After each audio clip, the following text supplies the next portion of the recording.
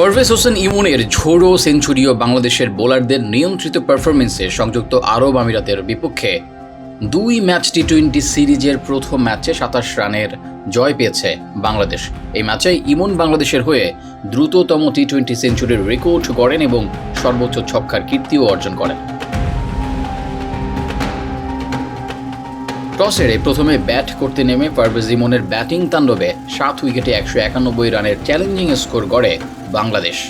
ইমন 54 বলে 100 রানের দুর্দান্ত ইনিংস খেলেন, যেখানে তিনি 53 বলেই সেঞ্চুরি পূর্ণ করেন। এটি বাংলাদেশের হয়ে দ্রুততম টি-20 সেঞ্চুরি। তামিম ইকবালের পর তিনিই দ্বিতীয় বাংলাদেশি ব্যাটার হিসেবে এই ফরম্যাটে 3 অঙ্কের রান স্পর্শ করলেন। তবে তানজিদ হাসান তামিম, অধিনায়ক লিটন দাস, তাওহিদ হৃদয় ও শেখ মাহাদির ব্যর্থতায় ইমনের সঙ্গে বড় জুটি গড়ে ওঠেনি।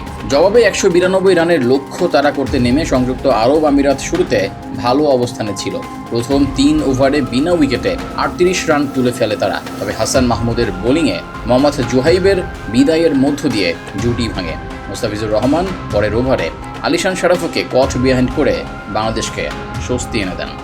ওয়াসিম হামিদ ও রাহুল চোপড়া 42 বলে 62 রানের জুটি গড়ে আমিরাতকে জয়ের আশা দেখালেও তানজিম সাকিবের 2টি গুরুত্বপূর্ণ উইকেট ম্যাচের মোড় ঘুরিয়ে দেয়। ওয়াসিম ও রাহুলকে ফিরিয়ে তিনি আমিরাতের রানের গতি থামান। এরপর হাসান মাহমুদ ও মুস্তাফিজের জোড়া আঘাতে আমিরাতের মিডল অর্ডার ভেঙে পড়ে। শেষ ওভারে 34 রানের সমীকরণ মেলাতে ব্যর্থ হয়ে তারা 6 রান ও 2 উইকেট হারিয়ে 164 রানে থামে।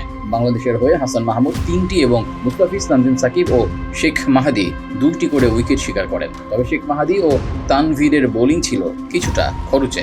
এই জয় সিরিজে 1-0 ব্যবধানে এগিয়ে গেল বাংলাদেশ। সিরিজের দ্বিতীয় ও শেষ ম্যাচে আগামীকাল মুখোমুখি হবে 2 দল।